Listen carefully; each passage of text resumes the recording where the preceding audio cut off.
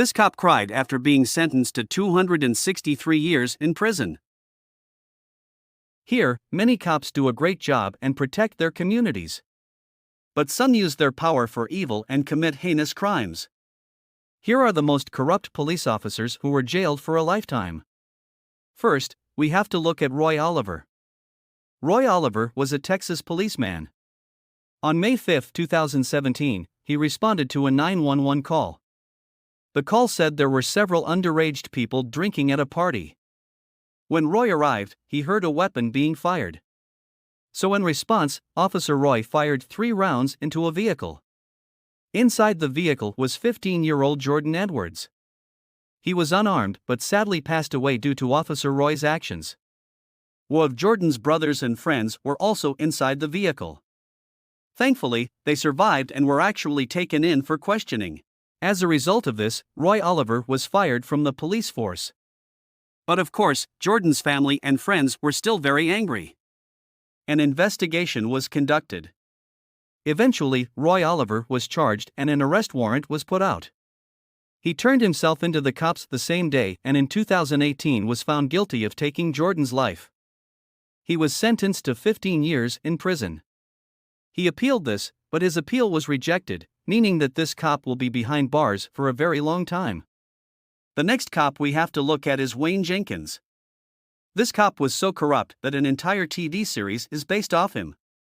That is the TV series We Own This City. It's based off Sergeant Wayne Jenkins and his elite police unit called the Gun Trace Task Force. Wayne Jenkins was the head of this Baltimore police task unit. They were supposed to stop crime, but instead, they became the most corrupt cops of all time. Their main purpose was to take illegal weapons off the streets. But instead, they stole people's weapons and then sold them to criminals. They also robbed dealers and planted false evidence. In 2018, Sergeant Wayne Jenkins was arrested and pled guilty to robbery, racketeering, and civil rights violations. That last one was for planting illegal substances on 2 men back in 2010. For all of these insane crimes, he was sentenced to 25 years in prison. Jenkins tried to get a lighter sentence, but the judge said no, calling Wayne Jenkins a narcotics dealer with a police badge. The judge also said he put poison into the community that he should have been protecting. Wayne Jenkins cried in court and said he was so sorry for what he did. But he committed so much crime. Over 7 years, Wayne Jenkins also apologized to the family of Albert Davis. This man lost his life in a car chase started by Wayne Jenkins. Wayne Jenkins then planted illegal substances in his car. Also that Wayne Jenkins didn't get in trouble for starting a police chase. The assistant U.S. attorney also said Wayne Jenkins operated his police unit like a gang, often targeting other gangs. Moving on, we have to look at Michael Dotro. Michael Dotro was a New Jersey cop, but in 2013 he set fire to his own police captain's house. Michael Dotro used 2 massive jugs of gasoline and set fire to Captain Mark Duco's house. He wanted to end the life of his police captain. At the time, his wife, his 2 kids, and his 92-year-old mother were all inside the house. Captain Duco's house was badly damaged, but thankfully, everyone lived. Michael Dotro was soon arrested. But why did Michael set the house on fire? Well, he was ordered by Captain Mark Durko to undergo a psychological evaluation. This was for bullying and harassing various staff at the police station. He also had various excessive force complaints, meaning that he was very rough and violent with people he was arresting.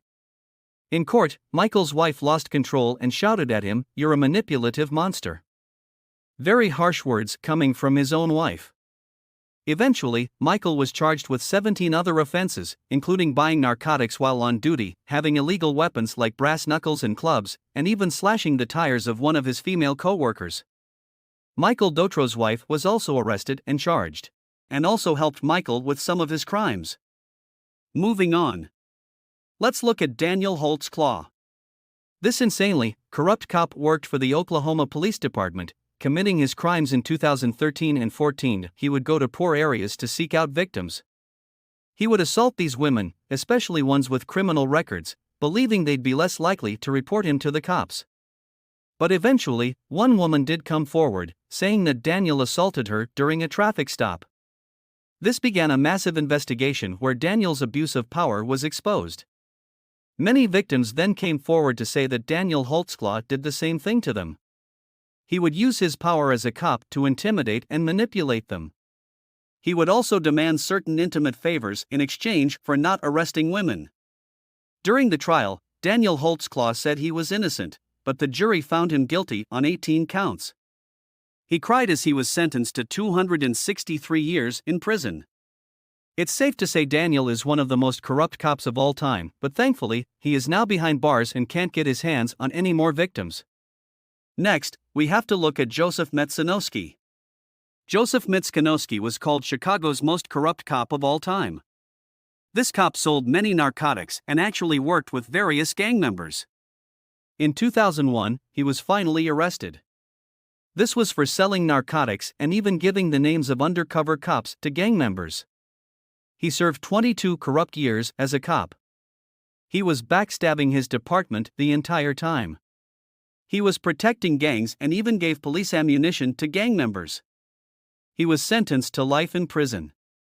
In 2018, he requested his sentence to be reduced, but this was denied by a judge in 2021. Next, I have to show you Kenneth Blue. Kenneth Blue was a cop in Michigan, but when his actions came to light, the community was shocked. Kenneth took the life of Jennifer Webb, a 32-year-old pregnant woman. Kenneth had been having an affair with Jennifer and was the father of their unborn child. But because Kenneth was married, he wanted to keep their affair hidden. So he convinced Jennifer to meet him in a quiet area. He then shot Jennifer Webb, leaving her to die. Jennifer's body was eventually found. A bullet casing and some tire tracks linked Kenneth to the scene of the crime. DNA evidence later proved Kenneth was guilty.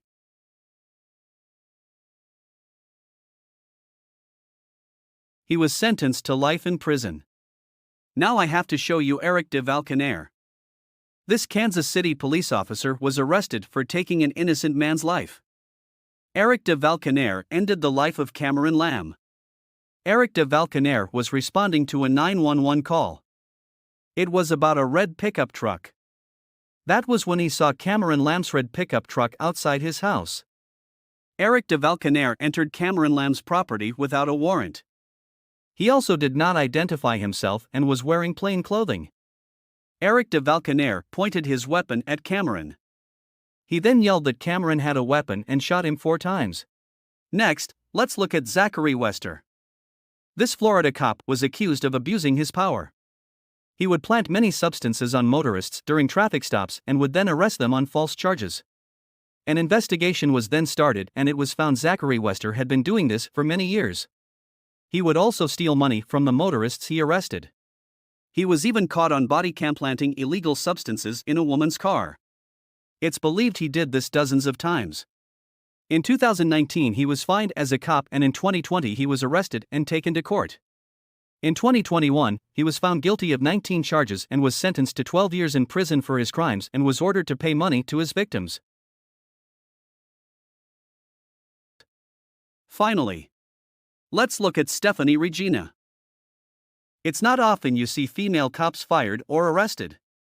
But in 2017 this female cop from New Jersey was pulled over.